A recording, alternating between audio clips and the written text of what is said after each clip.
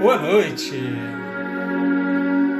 Estamos transmitindo diretamente da Igreja Presbiteriana do Brasil, em Itaporanga. Hoje, quarta-feira, 15 de abril de 2020. Você é muito bem-vindo. Eu sou o pastor Eduardo, e saúdo você com a graça e a paz do Senhor Jesus. Nós vamos começando aqui a nossa meditação desta noite com a leitura do Salmo 62, 1 e 2. Somente em Deus, ó minha alma, espera silenciosa, dele vem a minha salvação. Só Ele é a minha rocha e a minha salvação, o meu alto refúgio, não serei muito abalado. Somente em Deus espera minha alma silenciosamente. O importante é sabermos que o nosso Deus já entrou com providência, Ele está cuidando das nossas vidas. Não devemos nos desesperarmos e devemos esperar no Senhor, aquietar o nosso coração. É tão importante nesses dias aprendermos a fazer isso, aquietar o nosso coração, aprender a ouvir mais a voz de Deus, a estarmos em sintonia com o Senhor, abafar as vozes do mundo, Há muitas vozes aí no mundo, todas elas anunciando catástrofe, desastre, piora da situação, prolongamento da situação, E isso tudo interfere com a nossa mente, o nosso coração. Nós precisamos de paz, Vamos desligar um pouco dessas coisas que têm aí perturbado, nos feito preocupar com o dia de amanhã e descansar, Somente em Deus, ó minha alma, espera silenciosamente, dele vem a minha salvação, Louvado seja o nome do Senhor Jesus. Agora nós vamos cantar um hino aqui, Um hino muito conhecido, Anelos do céu, Da linda pátria estou bem longe, cansado estou. Eu tenho de Jesus saudade, quando será que vou?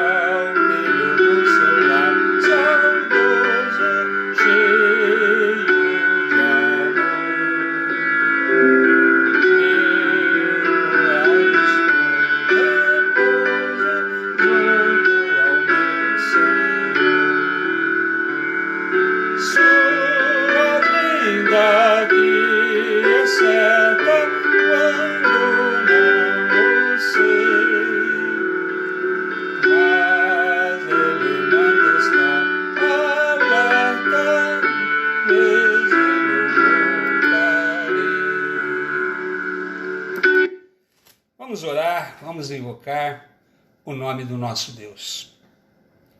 Louvado seja teu grande nome, ó Deus Todo-Poderoso, Criador dos céus e da terra, o Deus e Pai do Senhor Jesus Cristo, aquele que nasceu da Virgem Maria, viveu entre nós, morreu na cruz do Calvário, ressuscitou, subiu aos céus, está à tua direita, onde reina e reina para sempre. Somente a ti, ó Deus, nos dirigimos para, Senhor, primeiro reconhecer tudo que o Senhor é por nós, reconhecer a importância do Senhor na nossa vida. Sem o Senhor nada somos, e o Senhor trata conosco, ó Pai. O Senhor faz com que percebamos o seu cuidado no dia a dia. Também, ó Pai, através da maneira como o Senhor nos ensina, nos corrige, como o Senhor nos faz caminhar, ó Pai, da maneira como o Senhor preparou para que caminhássemos, nos ensinando, fazendo com que, ó Pai, percebemos o Senhor em cada circunstância que ocorre no nosso viver. Por isso, ó Deus eterno, louvamos o teu nome esta noite também e pedimos que o Senhor nos traga uma palavra, ó Pai, para esses dias difíceis que vivemos. Precisamos de alento, precisamos de esperança, mas precisamos também, ó Pai, entender que o Senhor quer aproveitar esse momento para tratar com a sua igreja, tratar com cada vida individualmente, fazer, ó Pai, com que nos voltemos de verdade para o Senhor, com toda a mente, com todo o coração, ó Pai, realmente sedentos e necessitados do Senhor. Transforma a nossa vida, Pai, que possamos aproveitar esses momentos para crescer no Senhor. Nós louvamos em nome de Jesus. Amém. O texto da meditação, você já viu, né? O Senhor olhará para a minha aflição, né? É baseado na experiência do rei Davi, né? Registrado lá em 2 Samuel, vamos ler aqui a palavra de Deus, 2 Samuel, capítulo 16, né? Versículos 5 a 14. 2 Samuel 16, 5 a 14. Tendo chegado o rei Davi a Baurim, eis que dali saiu um homem da família da casa de Saul, cujo nome era Simei, filho de Gera. Saiu e amaldiçoando, atirava pedras contra Davi e contra todos os seus servos, ainda que todo o povo e todos os valentes estavam à direita e à esquerda do rei. Amaldiçoando, dizia Simei: fora daqui, fora, homem de sangue, homem de Belial, o Senhor te deu agora a paga de todo o sangue da casa de Saul, cujo reino usurpaste. O Senhor já o entregou nas mãos de teu filho Absalão. Eis-te agora na tua desgraça, porque és homem de sangue. Então Abisai, filho de Zeruia, disse ao rei: por que amaldiçoaria este cão morto ao rei, meu senhor? Deixa-me passar e lhe tirarei a cabeça. Respondeu o rei: que tenho eu convosco, filhos de Zeruia? Ora, deixai-o amaldiçoar? Pois se o Senhor lhe disse: amaldiçoa a Davi, quem diria, porque assim fizeste? Disse mais Davi a Abisai e a todos os seus servos: eis que meu próprio filho procura tirar minha vida, quanto mais ainda este benjamita? Deixai-o, que amaldiçoe, pois o Senhor lhe ordenou. Talvez o Senhor olhará para a minha aflição, e o Senhor me pagará com bem a sua maldição desse dia. Talvez o Senhor olhará para a minha aflição. Senhor nosso Deus e Pai, abençoe a meditação da palavra, as pessoas que estiverem ouvindo, dê, ó Pai, iluminação para todos nós, ó Pai, compreendermos a palavra e capacidade de concentração. Em nome do Senhor Jesus. Amém. O Senhor olhará para a minha aflição. Muitas pessoas crescem na adversidade. Acredito que a maioria das pessoas crescem quando há um desafio na sua existência, né? Alguma situação pela qual elas são obrigadas a se reciclarem, a modificarem, né? Alguma coisa para se adaptarem aos novos tempos, às novas situações, né? Até mesmo rever, né? Conceitos de vida que tinha até então, né? Atitudes, né? Em relação à sua existência, né? É um tempo, né? Em que a pessoa pode se entregar e facilmente, né? Ser uma pessoa que se conforma com a situação de destruição da sua existência, ou ela aproveita esse tempo, né? Em que Deus está dando a ela para que o próprio Deus trabalhe nas suas motivações, na sua existência, transformando a maneira como ela pensava, como ela vivia, um tempo para finalmente, né, pensar de maneira realmente na palavra do Senhor e na pessoa do Senhor. Então essas pessoas aprendem com os próprios erros. Creio que todos nós temos errados na nossa vida cristã de muitas formas, talvez principalmente da negligência, né? Não só ação, omissão também. E esse período na vida passa a ser então fundamental para que todas as pessoas se tornem melhores. Então temos que olhar crise como oportunidades, né? Temos que olhar a maneira como Deus trabalha muitas vezes para renovar o seu povo, né? Para renovar a sua igreja, para fazer com que reavaliemos o que é prioridade na nossa vida, se não estávamos vivendo de uma maneira realmente distanciadas do Senhor, né? Quando convencíamos a nós mesmos que está tudo bem entre nós e Deus, né? E Deus não olhava dessa forma, né? Ele via mornidão, ele via uma situação de desleixo, né? Uma situação de não preocupação, né? Centralizada na pessoa do Senhor. Então é um tempo também para Deus tratar conosco, né? Temos que olhar para essa situação presente dessa forma.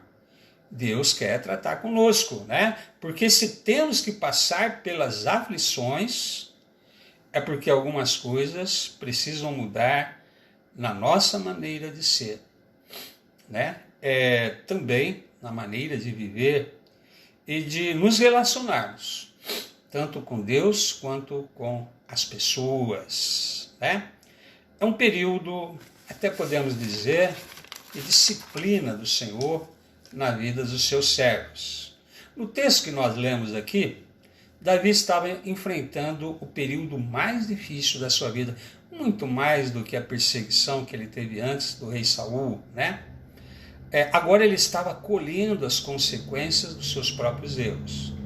Todo mundo conhece, né, o que Davi havia feito, né, o pecado de Davi, todo mundo sabe o que Davi fez. E agora ele experimentava a disciplina do Senhor, porque o Senhor disciplina todo aquele que ama.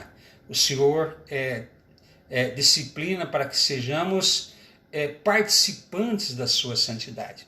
Então o cristão precisa entender, né, que quando Deus permite sofrimento na vida dos seus filhos, às vezes alguma aflição, porque o Senhor, como Pai, nos corrige, né? Porque Ele corrige todo aquele que Ele recebe por filho, né? É mais demonstração de amor do que qualquer outra coisa. E não foi fácil, né? O seu próprio filho o destituiu do trono, né? E Davi fazia uma retirada forçada da capital. Então, no trecho que nós lemos, Davi já estava fugindo da capital, juntamente com os seus valentes, né, com aquela sua guarda, né, famosa, os valentes de Davi, com boa parte do povo, né. Dá até para fazer uma comparação não muito, né, tão profunda com o impeachment do Collor, né, ele saindo do palácio lá, a multidão toda, né, acompanhando a sua saída, e aquelas vaias, pessoas xingando, né? Então, nesse momento, sempre aparecem pessoas dispostas a tirar pedras, né? A rogar pragas, a rir da desgraça dos outros. E tinha lá um descendente do rei Saul, né? Simei. E Davi suportou todas as afrontas daquele homem, né? Mas nada fez tão bem a Davi como esse período de exílio, de sofrimento, né? De disciplina. Às vezes nós não percebemos que pode vir para melhor para a nossa vida, né? Para a nossa até melhora em termos espirituais, de paz com Deus, né? É interessante que Davi dizia o seguinte: talvez o Senhor olhará para a minha aflição, né? Ou seja, estava sendo ali amaldiçoado por Simei, jogava pedra nele, fez isso por vários quilômetros, né? Tanto que o sobrinho dele, né, Zeruia, era irmã de Davi, e então o filho dessa mulher, né, e tinha outros, né, queria, olha, Davi, por que você tem que aguentar isso? Por quilômetros, o cara te xinga, te amaldiçoa, taca pedra em você, deixa eu arrancar a cabeça dele, eu corto a cabeça dele. Foi quando Davi disse: o que eu tenho eu com você? Deus está querendo que eu passe por isso, né? É uma situação pela qual eu tenho que passar, é da vontade de Deus, é propósito de Deus, é determinação de Deus, né? Então, deixa amaldiçoar, deixa jogar pedra, deixa ele fazer o que Deus mandou ele fazer, né? Faz parte da minha disciplina, faz parte do processo da minha recuperação. Olha a maneira como Davi enxergava, né, essa situação toda que estava ali acontecendo. Não foi fácil, né? Ter que suportar aquelas afrontas, pedradas, maldições, né, xingamentos, e aguentar calado, sabendo que foi Deus que assim o determinou, e ele entendia muito perfeitamente que ele tinha que passar por toda aquela aflição. Mas ele tinha isso consigo: quem sabe Deus olhará para a aflição que eu estou tendo neste dia e usará de misericórdia para comigo. Mas foi também interessante o período de maior busca e crescimento espiritual para Davi, né? Nesse período ele escreveu alguns dos mais belos salmos que nós temos na Bíblia. Se ele não tivesse passado pela disciplina do Senhor por esse período todo, né, aceitando da parte de Deus a disciplina, entendendo que fazia parte da restauração da sua pessoa, compreendendo que Deus é soberano e determina sobre ele toda aquela situação, Davi então começou a ser quebrantado, de novo a ser tratado por Deus, né? E aí nós percebemos os belos salmos que ele escreveu, né? E nesses salmos vemos aquilo que ele aprendeu nesse período. Primeiro, né? A humilhar-se. O Salmo 41,4 ele escreveu: Deus sara a minha alma porque pequei contra ti. Né? Antes ele estava escondendo, né? Do povo, né? Porque Deus não esconde, né? Estava escondendo do povo, escondendo da grande multidão o pecado que ele havia feito, né? Precisou o profeta Natan ir lá e dizer na cara do rei que aquilo que ele tinha feito. Então finalmente ele admitiu, né? E essa postura nova que ele passou a ter, né? De reconhecer o seu pecado e pedir a cura. Senhor, né? Sara a minha alma porque pequei contra ti. Olha que interessante, né? Confessando os seus pecados, ele experimentou uma restauração espiritual. Há outros versículos que ele fala isso, né? Enquanto eu calei os meus pecados, envelheceram os meus ossos, né? Porque a sua mão pesava sobre mim e o meu vigor se tornou em sequidão destil. O meu pecado, pois eu não mais ocultei do meu Senhor e Rei, né? Então, ele estava ficando doente, estava sentindo na carne, os meus ossos se envelheceram, a sua mão pesava sobre mim. Então, o que acontece? Né? Ele teve que se reconhecer como pecador, ele teve que pedir ao Senhor para curá-lo, né? teve então aquele quebrantamento que ensinamos, né? E uma nova postura de humildade. Senhor, eu reconheço, né? É preciso do seu perdão e da sua cura. Em segundo lugar, ele passou também a confiar no Senhor somente, né? Somente. O Salmo 62, que nós lemos na abertura desta meditação, né? Desta transmissão, 62, 1 e 2, diz que somente em Deus, ó minha alma espera, silenciosa, só Ele é a minha rocha e a minha salvação.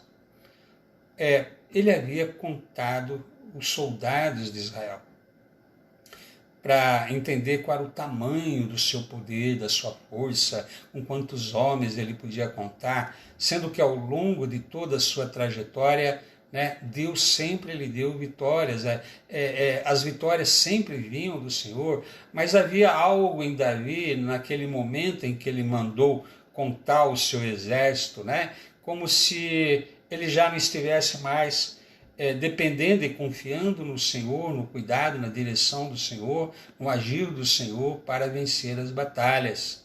Agora ele precisava acreditar que ele tinha força suficiente militar para empreender as suas batalhas, né? De novo, né? Em alguns salmos ele diz, olha, o cavalo não garante a vitória, né? Eu vou ouvir o que o Senhor tem a dizer para mim, quer dizer, há toda uma situação em que Davi foi sendo tratado. Então, esse período aí de isolamento que ele teve que passar, de vergonha pessoal, né? De uma situação toda em que ele foi quebrado e quebrantado, foi humilhado, e precisava ser humilhado para ser quebrantado, para ser tratado por Deus, né? Fez com que ele voltasse de novo a perceber, né, que quem domina é Deus, né? Quem dá a vitória é Deus, quem é soberano é o Senhor, né? Que ele não pode confiar nas suas próprias forças ou na força do seu exército, né? Se Deus determinar que o seu reino terminará. É Ele que derruba e levanta os reis. É Deus que age da maneira como Ele quiser. É Deus que faz com que um Gideão qualquer, com 300 homens, vença um exército de 100 mil. Então, sabe, Davi conhecia isso e tinha perdido isso quando ele se tornou rei de Israel e com aquela vida mais cômoda, mais tranquila, né, foi relaxando na sua devoção espiritual ao Senhor. Agora ele era rei, chegou onde ele queria, e tanto que depois acabou cometendo o pecado que cometeu, né? E aí já não confiava tanto em Deus como antes. Começou a querer, então, medir a força do seu poder, do seu exército. A terceira coisa, não se irar inutilmente, né? O Salmo 4 é um salmo bonito, Salmo 4, versículo 4, irai-vos e não pequeis. Davi era um homem que precisava ser trabalhado nessa área, né? Para ser trabalhado nessa área. A resposta para o tipo de ofensa que ele estava recebendo, né? Consultai o coração, né, no travesseiro, né? Ainda no Salmo 4, né? Agora ele já não era um cara irado, né? Um cara que quer pegar a espada e matar quem o afronta, né? Nós temos alguns governantes hoje assim, né? Meio metida, ditatorzinho. E ele não, né? Agora eu faço com que a minha ira seja controlada, né? E não peco, e vou consultar a Deus no meu travesseiro, eu vou meditar nas horas da noite, né? Quando eu vou dormir agora eu penso, né, em tudo que aconteceu, né? Agradecendo a Deus por ter me dado o domínio próprio, por não ter agido com a cabeça quente, né? Por ter sido dominado pelo meu eu, né? O meu orgulho, o meu ranço, a minha vaidade, né? Todo o meu egocentrismo e estar irado contra as coisas que supostamente fizeram contra mim, né? E ele diz ainda no Salmo 4, oferece sacrifícios de justiça e confiai no Senhor. Ou seja, preste seu culto a Deus, né? Sacrifício de justiça hoje são fruto de lábios que confessam o nome do Senhor, né? Diz o escritor aos Hebreus. Então, sabe, aquieta seu coração, deixa a ira para lá, não peque, né? Deixa a sua vontade de vingança para lá, deixa o seu desejo de retrucar para lá, deixa a sua situação toda de indignação seletiva que às vezes ocorre para lá, né? Aquieta seu coração, consulte a Deus no seu travesseiro, oferece seu culto a Deus e confie no Senhor, né? Veja, são aprendizados espirituais que ele conhecia e tinha perdido, né? Situações pelas quais Deus estava tratando de novo com ele em relação a isso. E esses belos salmos, ele teve a experiência de os escrever, né? Em momentos os mais difíceis da sua vida. Em quarto lugar, louvar a Deus no sofrimento, né? O Salmo 41:13, bendito seja o Senhor. Este salmo é onde ele fala da calúnia dos inimigos e do socorro do Senhor, né? Nós vemos aí que Simei, durante 3 quilômetros, né, o amaldiçoava, atacava pedra, outros o caluniavam de diversas formas, né? Há todas as vezes uma situação em que nós nos vemos também em situações em que as pessoas falam tudo mal contra nós, né? Parece que querem puxar o nosso tapete, querem o nosso cargo, destruir a nossa vida. Para isso precisa difamar a nossa reputação. São pessoas assim com quem temos que lidar hoje em dia, né? Todos louvam o Senhor na alegria e na fartura, mas quase nunca na penúria e no sofrimento. O que aconteceu de diferente agora foi isso, né? Davi aprendeu a louvar o Senhor no sofrimento, né? A louvar o nome do Senhor, engrandecer o nome do Senhor nas horas difíceis, né? Senhor, olha, perdi meu emprego, né? Por causa dessa crise, desse vírus, dessa pandemia, não sei como será, minha vida depende totalmente do Senhor, mas não murmure, né? Não tenha uma atitude de azedume no coração. É hora de louvar o Senhor, né? É difícil ser como Jó, né? Havia perdido tudo num dia só, a família, todas as propriedades, a saúde. A mulher disse, ainda mantém a sua integridade, amaldiçoa esse Deus e morre, seu desgraçado, né? Esse desgraçado eu que acrescentei, né? Mas é como se estivesse interpretando o que ela quis dizer, né? O que te sobrou, né? Deus te tirou tudo. Ele diz, fala como qualquer louca, né? Nu saí do ventre da minha mãe, nu voltarei, bendito seja o nome do Senhor, nosso Deus. Então, louvar a Deus no sofrimento é muito mais difícil, né? É muito mais uma situação em que realmente estamos nos submetendo e reconhecendo que Deus tem direito de fazer o que Ele quer na sua soberania e que o propósito dele para a nossa vida, ao nos permitir de passarmos por isso, também tem, né, ali, né, a sua vontade soberana de tratar conosco, de nos aperfeiçoarmos, de aprendermos a adorar o Senhor, não pelas coisas que temos, né? Mas também nas situações em que quando não temos. Então, é todo um aprendizado, é todo um crescimento espiritual, há toda uma situação pela qual nós temos que entender que precisamos aprender a louvar o Senhor no sofrimento, né? Bendito seja o nome do Senhor. Em quinto lugar, amar a casa do Senhor, né? O Salmo 27, 4 e 6. Uma coisa peço ao Senhor e a buscarei, que eu possa morar na casa do Senhor todos os dias da minha vida, para contemplar a beleza do Senhor e meditar no seu templo, né?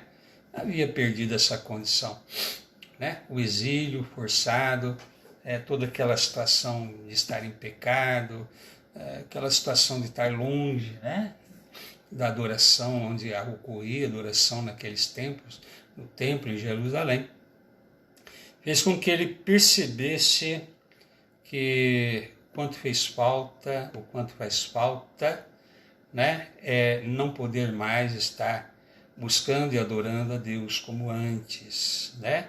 Então ele diz: uma coisa peço ao Senhor, né?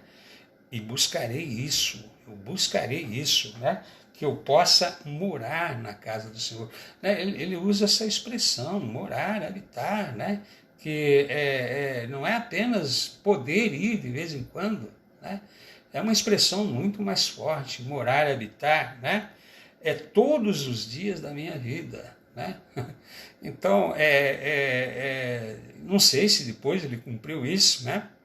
Mas havia esse propósito de, olha, eu preciso de Deus todos os dias, né?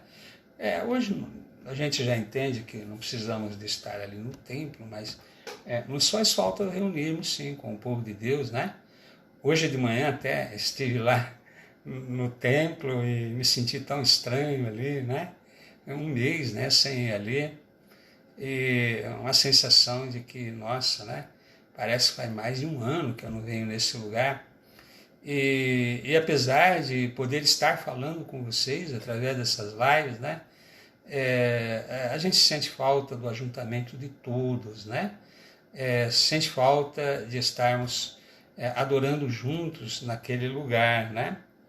E para quê? Para contemplar a beleza do Senhor e meditar no seu templo. O ajuntamento de Deus é feito para que nós meditemos no Senhor, né? Contemplarmos a beleza do Senhor, a beleza da sua santidade, a beleza da sua fidelidade, do seu caráter, do seu amor que se prova e revela na pessoa do seu filho, né? Ele tinha um único filho e fez dele um missionário. Ele enviou o seu filho a esse mundo, né, para vir buscar aquele que estava perdido. Muito mais do que isso, né?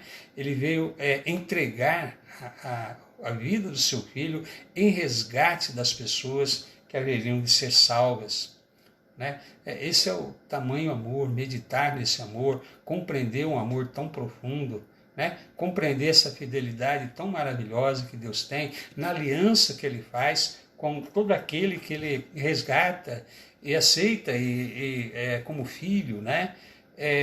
Sabe, compreender como Deus Ele cumpre a sua palavra, como Ele não deixa faltar aquilo que temos como necessidade diária, né?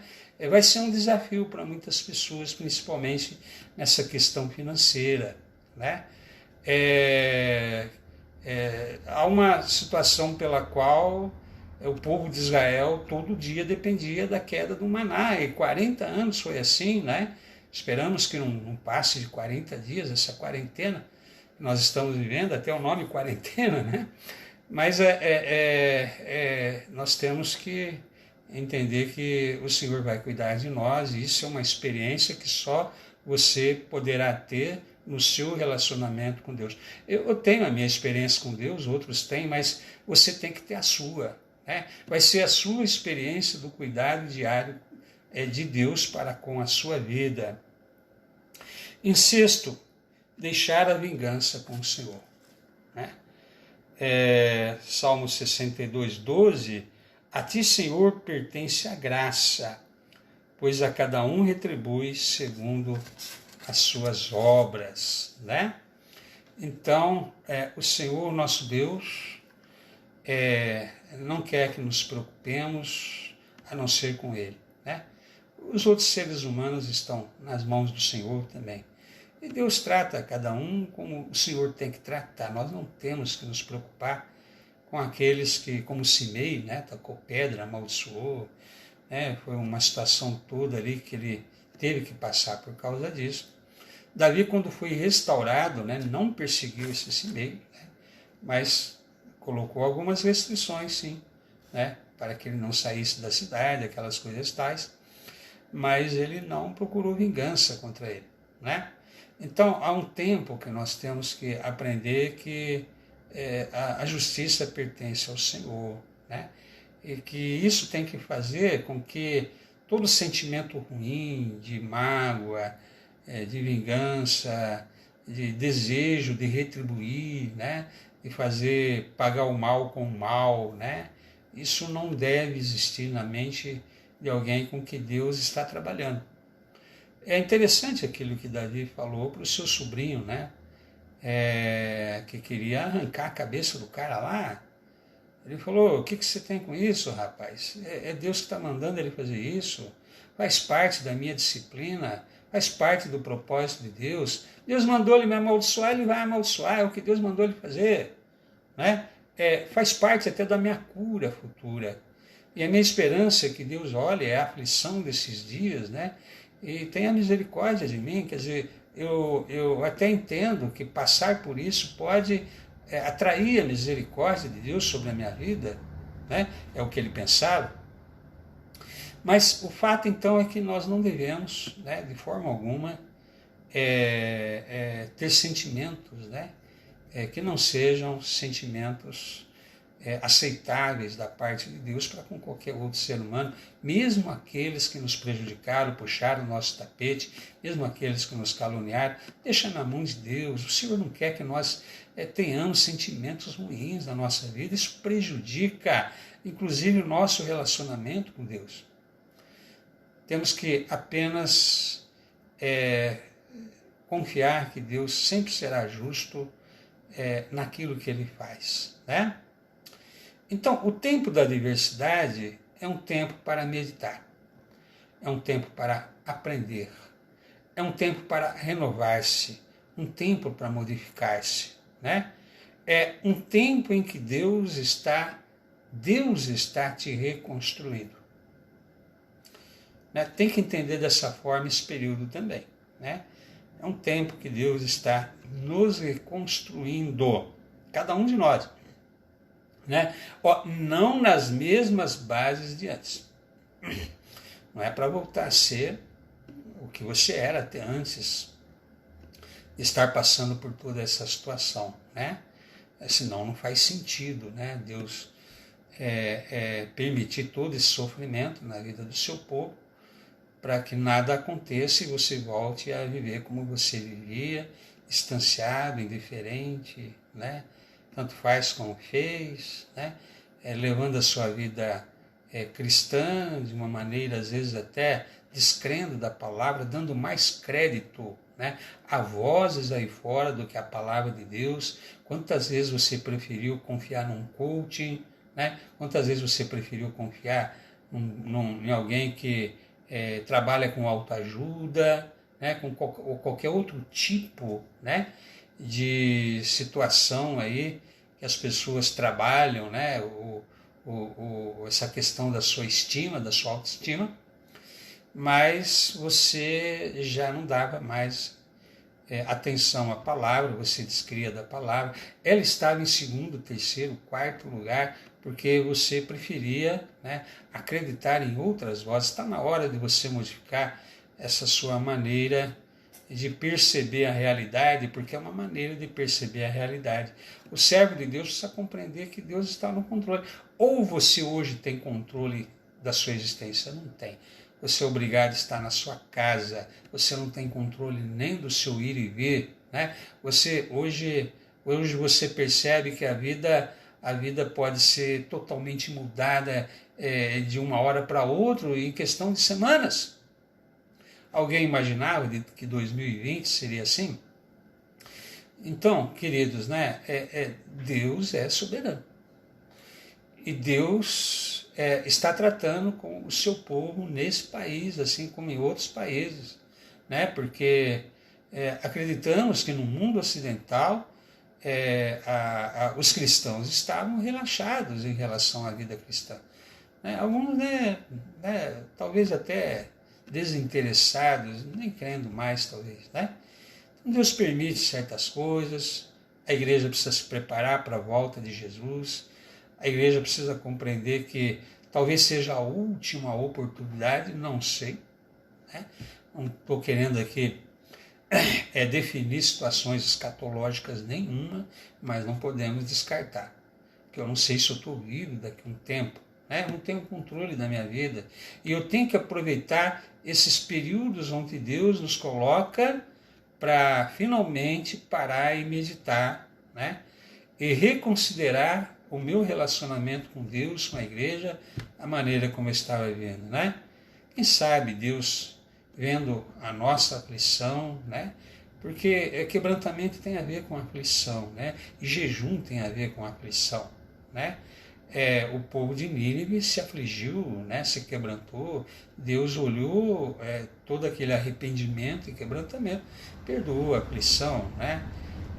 Claro que Deus nunca é pego de surpresa. Ele sabe o que vai produzir na minha vida e na sua com essa situação de quarentena, né?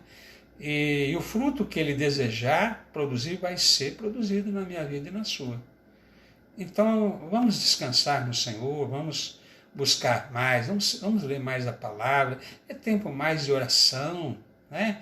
É tempo mais até de se preocupar com aquele irmão ou irmã, se está tudo bem com ele.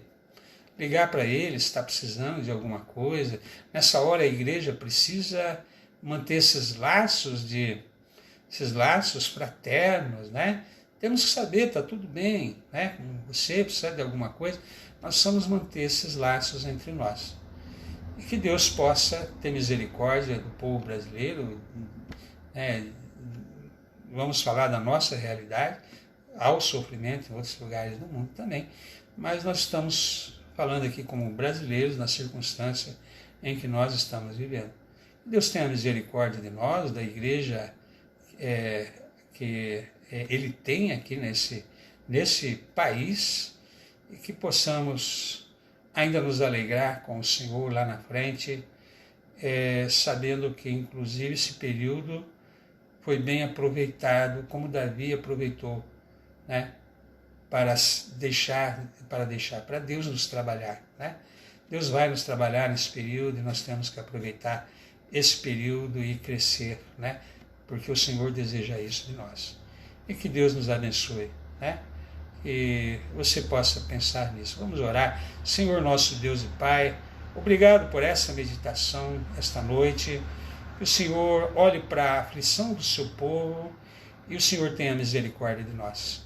Temos certeza que o Senhor, ó Pai, já tem tudo programado.